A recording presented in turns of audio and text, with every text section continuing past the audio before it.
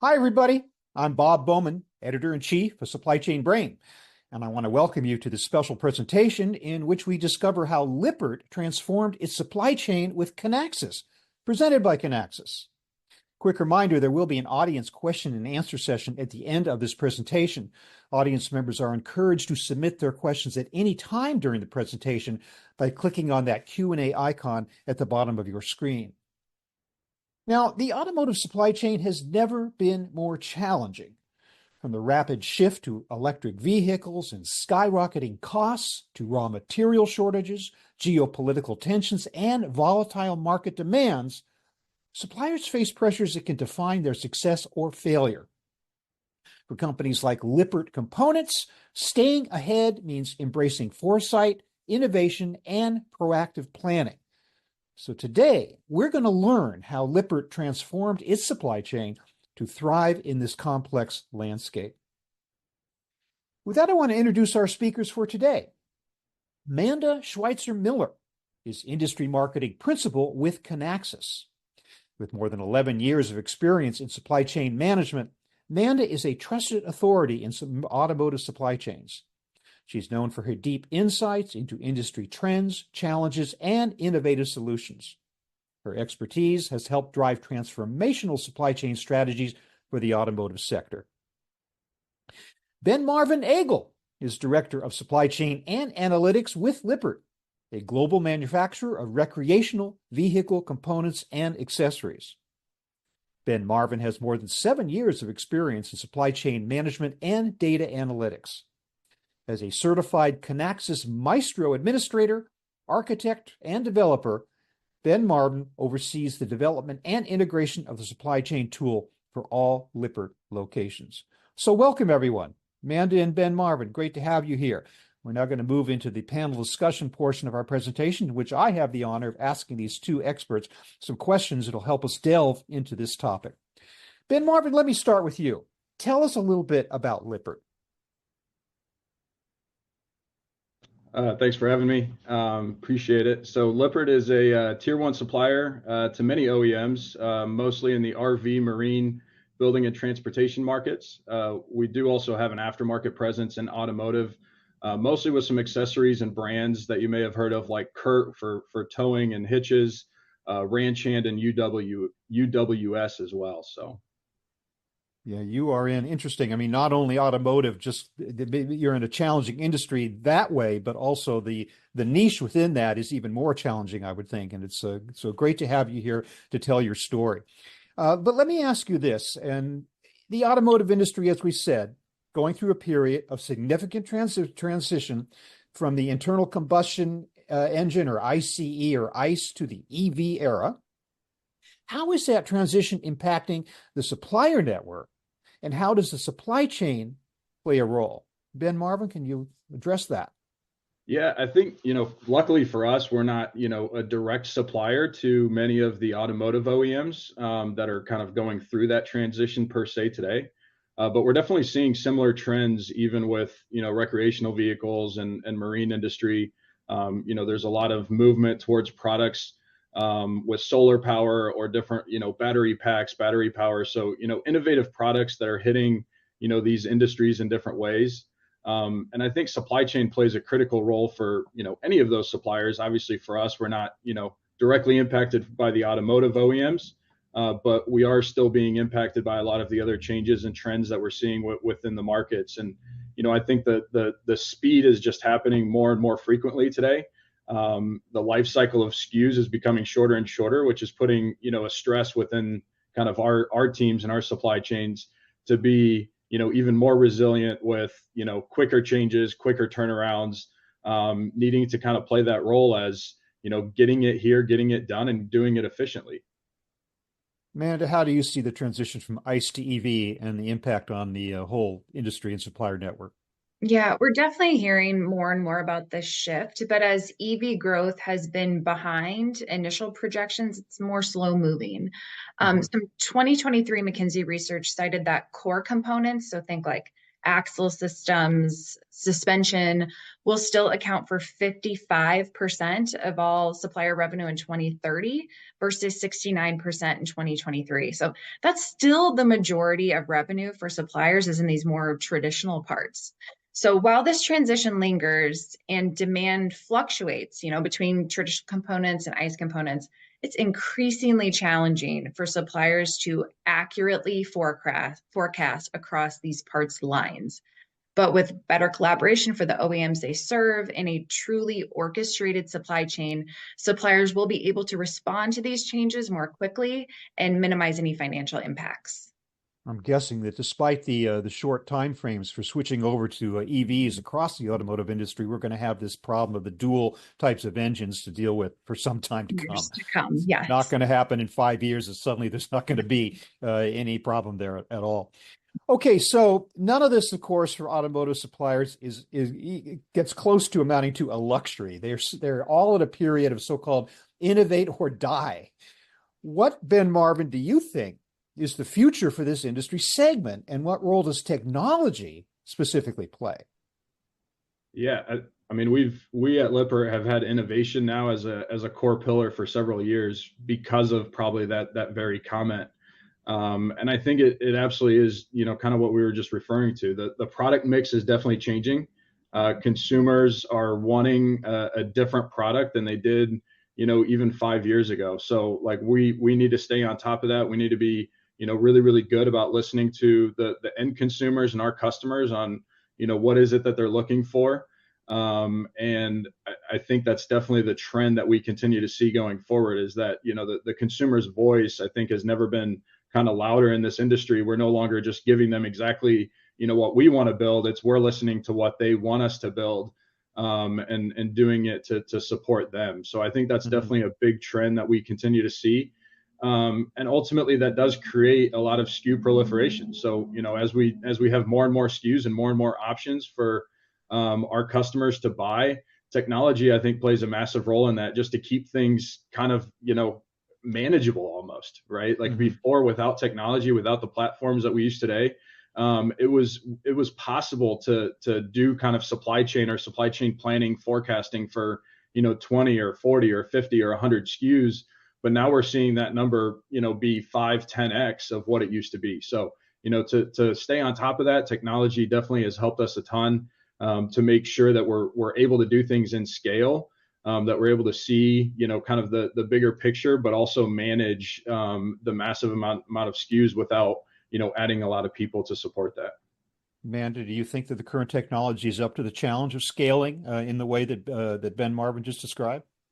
Yeah, I mean, I think that if you're still focused on doing your planning and spreadsheets, it's time to innovate along with the rest of the industry. You can't expect to run a sophisticated supply chain for innovative products if it's on crumbling technology.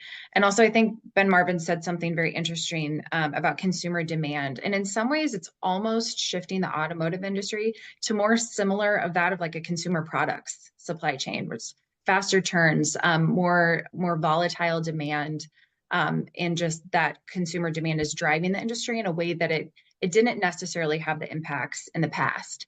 But also this evolution is the number of parts required for a finished vehicle is plummeting in the EV era. So for traditional ICE vehicles, there were around 2,000 moving parts. And for a EV vehicle, that's going to move down to 20 moving parts. So for some of these small manufacturers, that is going to leave them behind without innovation, without M&A.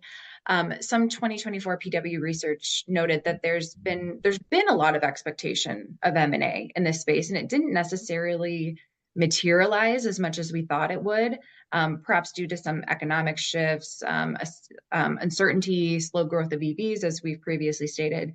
That's not true of EV batteries. I feel like we hear about new partnerships and M&A announcements in that space every week. However, this research projects that we will actually start to see more of that M&A activity in 2025 to help both ICE and EV suppliers drive success and bluntly remain solvent in these times of fluctuation. As you stated, Bob, it's not going to be we're fully EV in the next 5 years. This is going to linger for potentially decades to come. But let me just stick with that technology question for a moment, Manda, because I heard you use a word just now, orchestrate. Orchestration, supply chain orchestration, it's an interesting metaphor, but it can be a little vague. Maybe you could help define for our audience what you mean by orchestrate. Yes, absolutely. So I think in a traditional planning perspective, if you think of cascaded planning, it can be very siloed. You have your supply team, your demand team, your inventory team, and then further down the supply chain, you have, your warehouse management team, transportation, logistics. But in order to drive, actual efficiency, we have to think of this as a cohesive, singular unit. And I know that can be very overwhelming for companies who are just getting started on a transformation journey. But there's certainly quick wins, low-hanging fruit that organizations can achieve just by getting started. And we have many companies that have leveraged a 12-week implementation, jumpstart, if you will, and they can garner wins like inventory rebalancing, significantly reducing planning cycle times from days and weeks down to minutes and seconds. And that's a great way to prove value and get buy-in across all your stakeholders in the organization and honestly build excitement. But to net the long-term benefits of true orchestration, like companies like Lippert have achieved, you have to invest in a robust change management process and continue to drive and enforce adoption of the tool. Technology will only serve your problems if you're using it, and actually collaborate with all the users to continue to innovate. And we're not quite at like set it and forget it, despite all the talk of autonomous supply chains. Human intervention and building that collaboration across the entire end-to-end supply chain is necessary to evolve and drive sustained success. But Manda, companies are more impatient than ever before in terms of realizing the ROI on these upfront investments. So you're having to balance that initial investment in automation technology against long-term gains in efficiency and productivity. Can companies do that? Can they? I mean, obviously they need quick wins, as you described, but you also have to take the long view. So just tell me a little bit about how they balance those considerations at the top executive level. Absolutely. I don't think you should be thinking about them in silos either. As you're getting started and kind of netting those quick wins, you should also be thinking about the long-term horizon as well and really thinking about that maturity journey. And I think that's a good way to look at companies like Lippert, who have been on this journey now for 10 years. And certainly when they were just getting started, they were focused probably on some initial gains, but they've been able to drive that sustained success by investing in people, by investing in the process. And if you do get those kind of quick wins and demonstrate initial ROI, that's easier to build the business case going forward as well. Yeah. Ben-Marvin, how do you at Lippert deal with that balancing of the short-term investment, the long-term view? How do you approach that whole question? Yeah. I think one of the most interesting things that Manda said there is kind of getting to that orchestration in the long run, because I think we're still on that journey today, right? And we are 10 years in, and it doesn't just happen overnight. I would definitely echo exactly what she said from the standpoint of getting those quick wins, understanding like when we started, we kind of had that short-term roadmap and almost two different ROIs in a sense of like, hey, here's our short-term kind of ROI and purpose and why we need to invest in these things. And, seeing some of those wins early on definitely helps in kind of continuing and driving that traction. And then, for us, at least, it's the major disruptions almost that end up creating the opportunity for the next ROI in some cases, right? Like your roadmap can, and just like we say in planning all the time, your plan is worthless, but planning is everything. Is a great quote that I love to use because, that's so true. Even when you create this roadmap for your transformation and for your supply chain, it may make sense when you're creating it, but you hit that first speed bump and it could possibly throw you, completely off the track, or at least make you revisit and revise what you're looking at. So, for us, I think one of those turning points was probably the pandemic that hit in 2020. We had been kind of in that executional phase, more of that silo phase for the first probably 4 to 5 years of our implementation and our transformation. And that really brought about that first real instance of we need to take this to another level once again. And that's kind of the journey that we've been on sort of since, is learning through that process, learning through a disruption that was that large, in scope and impact to say, okay, how do we mitigate those risks going forward, and how do we implement the right processes, the right orchestration levels going forward to mitigate those risks. And I think that kind of leads into almost that second term ROI, which is now more of our long term, to say, okay, we've now got, again, like some short term wins that we've already gotten kind of under our belt.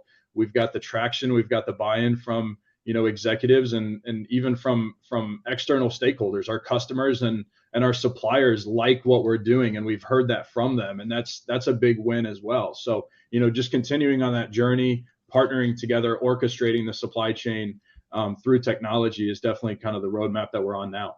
Okay, you say partnering together. I want to delve into that, what that means, because these supply chains are, by definition, nobody stands alone, especially in planning. You've got to be able to get the plan across the entire supply chain. So, Ben-Marvin, how has technology, and again, we're back to technology again, how has it improved collaboration and communication with your suppliers and partners? And for that matter, have digital platforms or related tools actually made a significant difference in how you manage relationships and the flow of goods? Yeah, absolutely. I think, again, looking back at at what life looked like before technology, we were lucky to really, I would say, call ourselves partners with more than a handful of customers and suppliers, because it was extremely time consuming. It was time consuming to, pull data. It was time consuming to share data. It was time consuming to analyze data. And I think now we're in a spot where the technology absolutely has changed that dynamic to where I feel like we're much better kind of managing the relationships with both customers and with suppliers from the standpoint of just having the data at our fingertips to make the conversations a lot easier, and the sharing of information a lot easier. So, we really kind of started on that journey early on. That was probably one of our first silos that we tried to break down, was just kind of that idea of, hey, we're only really working with these 3 or 4 suppliers, to we want to partner with all of our supply base, because they're all, every component that we use, we need it for something. And if one supplier doesn't have the right information from us to get us that component, we can't build the finished good that we're trying to build, right? And that, as you said, everybody's kind of in this together, because that impacts everybody, downstream as well. So we just need to, continue on that journey. But it's definitely helped a ton, just from the standpoint of the ease and the efficiency that we can do those different processes in. Well, everybody talks about collaboration. It's the buzzword of the day, really. But Manda, do you think that you actually see among your customer base, and automotive specifically, and even more specifically Lippert, do you see more progress toward actual collaboration communication based on this technology we're talking about today? Absolutely. And I think it's the only way to survive throughout this era. If I had to make one kind of prediction for 2025, it's that I think we'll see significant increases in investment in technology around supplier collaboration. Especially, Ben-Marvin, you said if we find out that one supplier isn't able to fulfill an order, we need to move on to the next. It is more competitive than ever for these suppliers. Throw in, challenges like increased costs, raw material shortages. Like, we have to be more integrated in order to deliver on time and full to the contracts that we are obligated to. And the best way to do that is to be more interconnected within our systems, not relying on emailing spreadsheets back and forth, that by the time a planner gets it, the latency, is that plan even feasible now? So in order to kind of move through this period of transition, we have to not only be innovating in the products that we're creating, but in the tools and systems that we're using within our supply chain as well. So yes, we are certainly seeing plenty of companies investing in that area. And I think that's only going to continue to grow as well. Well, if you allow me to draw from another entry in the encyclopedia of buzzwords, there's one that's emerged from the supply chain industry after the pandemic, in the wake of the pandemic, that's especially important, and it is volatility. It's highlighted, obviously, the need for more resilience in supply chains. So how are you using technology to create a more resilient supply chain in the face of disruptions like semiconductor shortages, natural disasters, geopolitical tensions, just the whole picture? Ben-Marvin?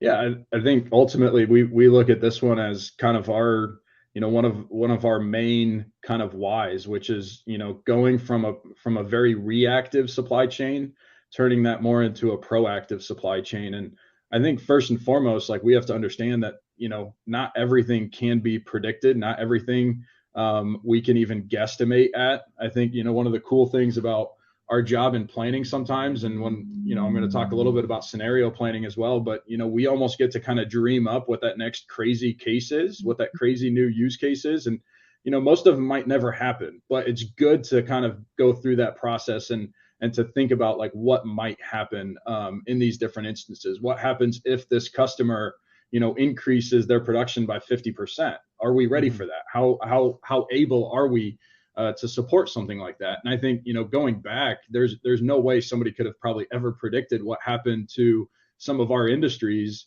when the pandemic hit. I mean, we went from a case where, everything was shutting down, we had no demand whatsoever, to, the very next month or almost the next week, we came in and everybody realized, wait, everybody wants to be outside. They don't want to be in a hotel. They don't want to go to a big city. Everybody wants an RV. And the top just popped off. So all of a sudden we went from, producing no units to, we need to produce 3x what we were producing 2 weeks ago, 3 weeks ago, right? And nobody could have ever predicted that. But I think that, like, those types of things were, where the technology helped us so much by just having that speed and that agility to be able to react. Again, we want to get into a world where we're not reacting as much to those kinds of things, where we're more proactive in that process. But just the ability to react in that case helped us out a lot, from the standpoint of saying, we didn't have to go back to our spreadsheets and take 3 or 4 days to figure out what was happening or what we needed to change with our plan. We were able to do that within, a few hours. We were able to change our entire plan for pretty much every product by customer, to figure out exactly where we needed to be coming kind of out of that. So again, it's that speed and agility. And ultimately where we want that to lead to is kind of more that proactive state of, getting more into the scenario planning, identifying beforehand, like, hey, there's this potential risk, or these are the 3 or 4 potential outcomes. And how do we start to set up our supply chain to be resilient in all of those, to kind of figure out what are the trade-offs of, inventory to on-time delivery? How do we start to balance those things to say, this is the best decision for any one of these 4 potential options that may come our way? This is the solution that we want to go with right now. And again, it's a constant process. So, scenario planning, again, is, how do we get more to that proactive state? But again, you're going to be in some form or fashion even reacting to that, because no plan is going to be perfect even within those scenarios. It feels like almost a paradox to say, on one hand, it's completely unpredictable. But on the other hand, we sit around trying to predict. But the what if scenarios, the multiple scenarios that you can carry out in a virtual environment, really sound like they're super valuable today, and the technology is stepping up to make that possible. What about you, Manda? Can you address the issue of volatility and resilience, how far we've come, how the technology is addressing that, and for that matter, how far we have to go? Yeah, I mean, 2020, as much as we like to talk about just the disruptions of 2020, and that certainly brought a big one, disruption existed before that, and it's going to continue long after. I think, the Lippert story is such an interesting one, because Ben-Marvin, I would project, you had pretty probably stable demand. You kind of knew when orders would come in, and then it just skyrocketed, a time of exponential growth. And we saw that for our customers across multiple industries. We serve the life sciences industry, incredibly increased demand. The high tech industry, it was pretty steady orders coming in for laptops. And then every child in America needs a laptop in order to do school. So we saw, just spikes in growth across all the industries we serve. But I think the important thing to note is it's not a matter of if the next disruption hits, it's a matter of when. And tons of organizations invested in their supply chain technology over the last 4 years as a result of 2020. And now they're weathering these storms much better than those who did not. A lot of things that Ben-Marvin talked about, kind of running those various scenarios so you're prepared for any type of disruption. Oh, there was a hurricane on the eastern seaboard. We know that this supplier is likely to go offline. How do we do alternate sourcing? Or we moved further ahead in an R&D cycle for example, like a new drug. How can we get that through the clinical, through the commercial supply chain more quickly to bring it to market? it's almost like gamifying your supply chain in some ways and just testing these alternate scenarios, but then you're ready to move. You're so much more agile and resilient when these disruptions hit that it's not going to completely take you offline because you've already got a strategy in place. And I think that the scenario component is so critical, but also that end-to-end transparency. So you know what's going on in production facility 67 based in Tennessee versus you know what the demand team is doing for a certain product line. It's connected, it's collaborative, to go back to that word again, Bob. But it's critical in times of volatility. Yeah, and you don't want your what if scenario planning to be itself siloed. You need to do that in cooperation with your entire supply chain. Your suppliers have to participate in those. I would think that'd be very important. Okay, so this is the state of technology today. It sounds very exciting, but I'm sure there's places where it can go where things can get even better. So are there any technological innovations on the horizon that especially excite you for their potential impact on supply chain efficiency, on sustainability, on resilience? Manda? Yeah, we've been hearing buzz about AI for years. It's almost, starting to burn our ears. But this is an exciting time because the usage of it is actually being actualized. And there's many use cases that are currently moving through proving grounds as we speak. We at Kinaxis, we have customers leveraging our AI capabilities for co-product optimization, batch optimization, strategic supplier sourcing, could be built capabilities that maximize resources, that can help organizations hit those sustainability objectives because they're creating less waste, driving more sustainability within their supply chain. And that list is only going to continue to grow. I mean, we're just scratching the surface of what we can do with these capabilities. And I think it's an exciting time for companies to really test out and see how they can be leveraging this technology as well. And AI can prove to be, amazing also for helping organizations scale and automate. So we don't have planners doing these very mundane tasks and they can focus on much more strategic work. But I have to stress that these exciting technologies, they have to be built on a solid supply chain foundation. Respectfully, if you're still running your S&OP cadence on spreadsheets, like pause. We're not ready quite to just go full steam ahead into all things AI. Take more of a crawl, walk, run approach, because you're likely not going to garner the results that you want if you don't have that strong foundation. So I think it's a very exciting time. There's exciting use cases coming up, but we just have to be mindful of how we start to implement these and don't acknowledge the core. Yeah. Ben-Marvin, what do you see coming up in the future that's particularly exciting technologically? Yeah, I think, what Manda said there at the very end probably hit home to me the most. I mean, luckily we're not running our S&OP using spreadsheets anymore, but I think that the challenge that we've seen, and maybe this isn't really a super new innovation, but as we've kind of come out of this, kind of pandemic phase and we've invested in more and more technologies, it's really making sure that all of those systems and all of those different technologies are connected to kind of create that foundation for the supply chain. Because right now we're still seeing that data and that, different pieces of information are in different systems. And how do we make sure that those are all connected? How do we make sure that the information from one is flowing properly into the other one? Because to me, it's that foundation of just having good data, right? It doesn't have to be perfect, but and I think anybody that's kind of gone through this knows that their data isn't going to be perfect. So it's not necessarily about that piece, but it's just making sure that the information is connected. Again, you're breaking down those silos. You're making sure that the information is just speaking together, because that to me feels like the major foundation point to kind of the other piece, which is kind of that advanced analytics and AI. But we've got to have that data piece first, because otherwise I think we're going to run into a kind of difficult situation where we're going to get recommendations or we're going to get, decisions that are made off of incomplete information. And I think that's, in some regards that could be worse than, not making a decision at all. I hear both of you saying that the temptation is just to be dazzled by the latest thing coming down the pike technologically. Exciting things we're talking about for sure. But boy, I really like the idea that you're talking about the need to lay the groundwork for that. Another thing you need to do, and that we have not discussed in the last 30 minutes, but we better discuss right now, and that is people. How are you training or upskilling your workforce to be adept with these new technology implementations in the supply chain process? Ben-Marvin?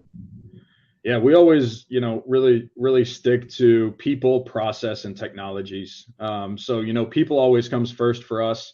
Ultimately, we're not in a state today where technology can just take over and do all of these things. We've still got to have the human intervention, the gut feel kind of analytics and so forth, right? So we always start with people first, thinking about kind of who are the right people, the right type of team members that we want to be involved in this process, and then obviously making sure that we're really focused and investing into the people from the standpoint of their growth, from the standpoint of their training. So we've actually done a few things throughout the year, actually last couple of years, really focused on kind of training and upskilling within Lippert. One has been, our COE support is massive. We've got a few team members just kind of purely focused on support, training, advanced analytics, and working with our teams. But then we've also created two kind of new things throughout the year. We've partnered with a community college here in town and actually across the country with different community colleges, focused on kind of training them on technology, training on supply chain practices, and just different aspects related to kind of their growth and their role. And the other thing that we've done is we've created supply chain workshops that we've done throughout the year that are basically, sponsored all the way up through our chief supply chain officer. We have our entire supply chain team come to those, and we're talking about just all different things supply chain. And a lot of that has been focused around, best practices and processes. But we're definitely diving into how can we make sure that these team members all understand what's happening with the technologies that we're using, and how to properly use them as well. Manda, I'm sure that as a vendor of technology, you do not just throw your solutions over the wall to the client. So how are you involving, and where do you think training and upskilling the workforce comes into play with regard to implementing these new technology solutions? Yes, definitely at Kinaxis, we have, robust training. Ben-Marvin has some wonderful certifications that you talked about at the top of the hour, Bob. And it's critical to invest not just in that like initial training when you're getting your implementation first off the ground, but ongoing, working on those technical skills, but also lean into community. Don't share trade secrets, but speak to people in your industry and similar industries and share those best practices. And we're grateful to have a wonderful community here at Kinaxis, but also don't discount soft skills. This is a collaborative business. We're not just hiding behind our computer screens all day. We have to work with suppliers and partners. Make sure you're working on those soft skills to foster that collaboration and build relationships to enable your teams to be successful at their current position or wherever their career may take them. Well, thank you so much, Manda and Ben-Marvin, for your patience in answering my questions. So we've had a lot of great insights from the both of you in this presentation. But I would like now to bring the audience into our Q&A portion of our presentation. And even as we are answering the questions that have already come in, I do invite the audience to continue to submit your questions by clicking on that Q&A icon at the bottom of your screen, and we will get to as many of your questions as we can, time permitting. So here we go. I think we'll start with this one for Ben-Marvin. Questioner says, my organization is just getting started on our supply chain transformation. What advice do you have for teams just getting started and things that you would do differently? Yeah, I think first and foremost, just get excited, because this is a really, really fun journey. I've absolutely loved it. I think every day is going to be a new challenge, I think, when you're going through that transformation. But it's a really, really, really fun journey. So I think just first and foremost, just have fun with it. At least I feel like I have, and we learn a lot through that process. But I think just, again, I touched on this a little bit earlier, but I think it's just having that roadmap, knowing kind of what's the true why that you're diving into this journey in the first place. Asking yourself that question of, what is it that we can do, or what is it that we need to do to help this organization today? And then also, 3 to 5 years from now. And I think that will really, really help kind of create that roadmap for you. Again, I think, our process, the biggest thing that I would say to do differently is, we saw probably a lot of those kind of squirrel moments of like, hey, that looks really cool right there. And we kind of jumped at it. And we were like, oh, let's go do that. And then we look back at it, and it was almost just kind of asking ourselves, and more in a small, quiet, probably dark room, saying, was that really, really worth it at that point in time that we needed to go down that path, or should we have just stuck with kind of like the path that we were going on, and how much value did it really add? And you're not always going to know that, but I think just having that kind of roadmap, having that journey kind of laid out as much as possible, and sticking with that question of how is this really going to benefit the organization kind of today, in the next several months, and then over the next few years as well, because you can kind of catch yourself in, we talked about it earlier, some of those technology advancements that sound really, really cool, but is your company, is your industry maybe ready for those things today? Or are you better off on waiting, building that foundation first of some of the other things that you really need today that are going to drive value? Focus on those first, get those implemented, and then you'll have the foundation laid to be able to add some of those more advanced things later. Well, just to follow up on that, Ben-Marvin, I mean, you are described as a Kinaxis maestro at Lippert, but you don't do this all by yourself. I mean, in terms of this question about how do I get started, who do I bring to the table to get this whole thing in place and to start to look for technology, to implement it? In addition to you, what types of positions and what types of people should be in on it from the very start?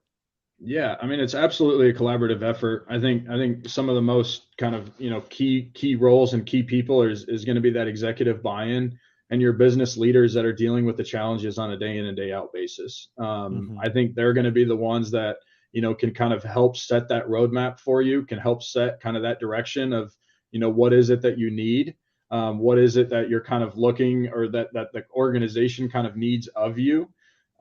It's bringing those end users into the picture as well, to understand their processes, kind of their day to day. What is it that could help them in doing their job more efficiently, to drive kind of and work towards those goals and objectives. And I think the last thing that I will just add is, we have not done this by ourselves. Just as Lippert, we've brought in a lot of outside help and consultants that have helped us out a ton. Just to name a few, we've worked with Barkawi in the past. We've worked with Kinaxis and kind of their group that does the continuous improvement. We've worked with some individual consultants as well. We've worked with Gartner. So, just learning and kind of helping them also shape and understand our business and understand kind of what our roadmap should look like, helps us out a ton. And how do we bring those groups all together to collaborate in kind of that long-term picture for us? Manda, how do you advise your own customers who may have acquired a solution from Kinaxis and really need to know how to get started? What do you tell them? Yeah, definitely what Ben-Marvin just said is, especially if you're new to any sort of, digital technologies, lean on those partners to get you jump started. But that's where investment in training is so critical. Once you've got the solution underway, you can't just, set it and forget it and hope that teams that are joining or new folks that come into the organization can just catch on. You have to invest in that, the community within the technology providers that you use, continued training, and also, kind of mentoring within the organization. Lean on those folks that have been through it to get you up to speed, but don't hesitate to lean on partners in the community around those partners as you continue to get going and build those skills. This questioner wants to know more about AI. We certainly did address that in this presentation, but they're acknowledging the fact that there's a lot of hype around AI these days, and it's hard to see what's real and what's just noise, the questioner says. So how have you really seen AI leveraged today, and for that matter, how not? Manda? Yeah, I mentioned earlier on that we have some customers using our AI capabilities in some really cool ways. And one example that I'll touch on is this capability of could be built, which is, in essence, looking at all the components that you have at a manufacturing facility, and understanding, what's being produced here, what parts or components do we have on site that could be manufactured at this site, given the availability of supplies and uncommitted capacity. So it's really just, a production facility is only making money if it's producing. So how do we take what supply and constraints that we have to be maximizing the production time and parts that we have, So that's one example that we have a couple of customers using today, and I mentioned a couple more. But again, I said we're just scratching the surface. I think we're going to start to see more use cases coming into play, and that's only going to come to light as people start to use the technology and figure out how it can be used. So I think we're on the precipice of some really exciting use cases, and we're just getting started.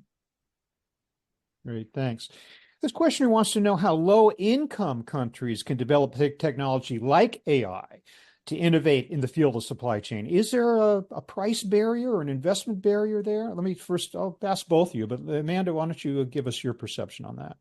Yeah, that's a really great question. I think what for me that comes back to is what we talked about earlier of the foundation of a strong supply chain planning or strong supply chain technology foundation first before we start to move into some more of the advanced capabilities. And if that's in place, um, I can't get into the specifics of price, but I think that, even some of the more consumer technologies like ChatGPT, I've even seen within our marketing organization, we can start to use some of that capability in interesting ways to scale and grow, to garner some of those quick wins. And then if you're able to demonstrate the value, maybe move on to some more capabilities from there as well. Mm-hmm. Ben-Marvin, what about at Lippert? I mean, you guys aren't small, but you're not massively big. Do you think that there's a question of an investment barrier at a certain point in one's ability to invest in this type of technology? No, I mean, yeah, there absolutely is. I think ultimately it all comes back to, finances and cash flow at the end of the day. So, I think it does have to come with a really good kind of case study or ROI that you're doing, and to say what's the true why. And I think if you can understand that, and you can understand what the impact is of, a percent gained here and there in accuracy, or a dollar of inventory here or there, then you can start to really kind of create a good kind of case study for why or why not it makes sense for that specific organization. So I definitely would, echo again what Manda said, creating that foundation, but then just understanding that why and what the true sort of value is that something like this could bring, or that different technologies could bring to you. And then obviously analyzing that against the cost. Thank you. I'm glad we have a cybersecurity question. We haven't addressed that in this presentation yet. In any type of technology like this, you've got to address it. So the question is, in addition to basic supply chain disruptions, how do you see potential system hacks as a disruptor? And if so, what are you doing to prevent such a disruption? Let me ask the Lippert side of the question first, and then I'll also ask Amanda how she feels about that. Yeah, I might just keep this really easy. I really just lean on our IT team and our info sec team that really kind of keeps me in line with everything that we're doing. I mean, obviously there's big risks with it, and I know that we're constantly evaluating that and looking at what are those different types of risks and how do we keep our systems extremely secure. But just leaning on them again as one of those internal partners. Making sure that they're aware of everything that we're doing or trying to do or not doing. And then, obviously listening to them extremely closely, because we never want to put our organization at risk with anything that we're trying to do with supply chain or sharing information or anything like that. So, I lean on the experts in that specific instance a lot more than trying to claim that I know what I'm talking about in that space. At the risk of beating a metaphor to death, a maestro needs an orchestra, right? People to play with you. Amanda, how do you address the whole issue of cybersecurity and make your customers comfortable that their systems are indeed secure against such disruptions? Yeah, I mean, first of all, I think you want to have proper certifications and be working with vendors that do have those, and cloud partners as well that have that as well. But also, Ben-Marvin mentioned that collaboration with IT. I mean, IT is part of the supply chain, and ensuring that those stakeholders have an understanding of the technologies that you're using to really do that due diligence is essential. But also, that is just yet another disruption that we will continue to see.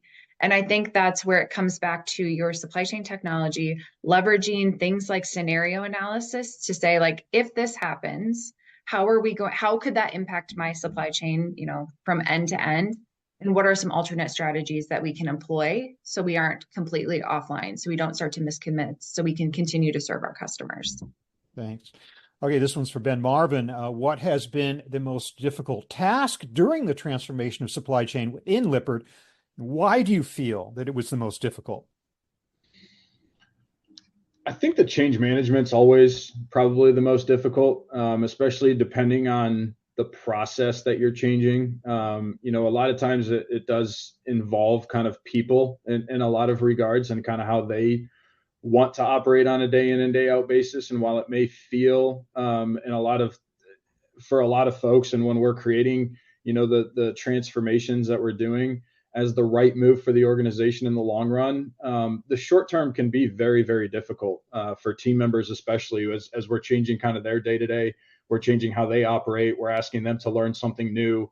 That can definitely be really challenging. So I think, the change management, changing kind of people, working with different types of people, working with different types of teams, I think definitely has been probably one of our biggest challenges. But I think in the long run, you go through 2 or 3 of these, and you get people kind of on board with the direction that you're going and the why and the good for the organization, and it becomes a much easier conversation over the long run.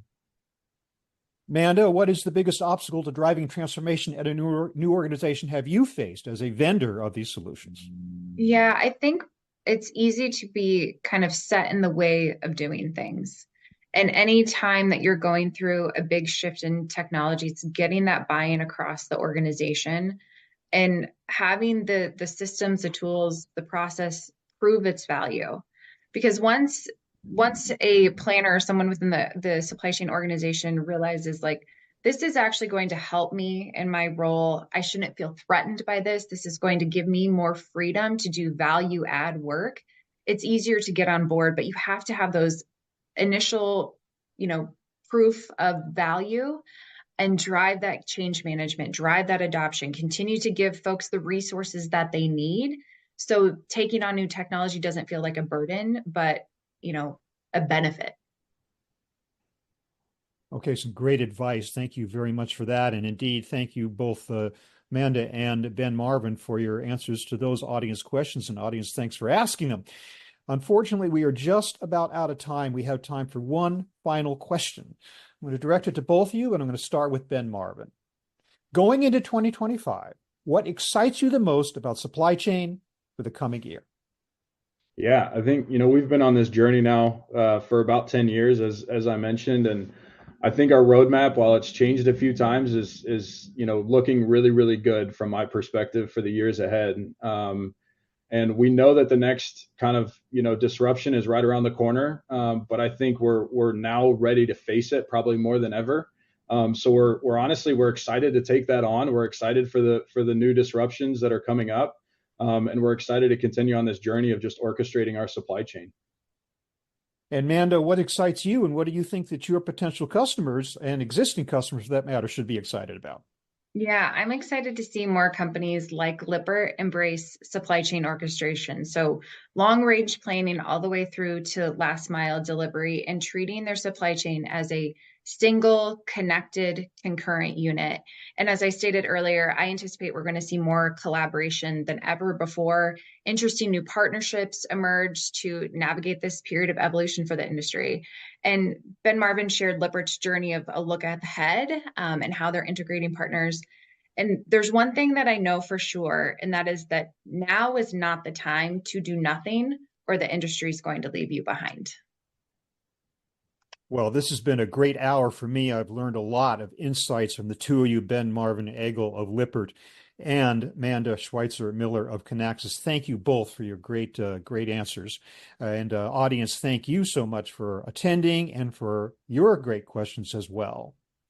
I do want to draw your attention to a couple of ebooks, some really valuable resources here. One is 5 Bottlenecks to Profitability in Your Automotive Supply Chain, and the other is Speed and Precision for Your Automotive Supply Chain. Definitely what we've been talking about today. There's a couple of QR codes you can scan right now if you have a moment. If not, those will be sent to all attendees who attended this presentation when it's over, which unfortunately is right now. So thanks again, everybody.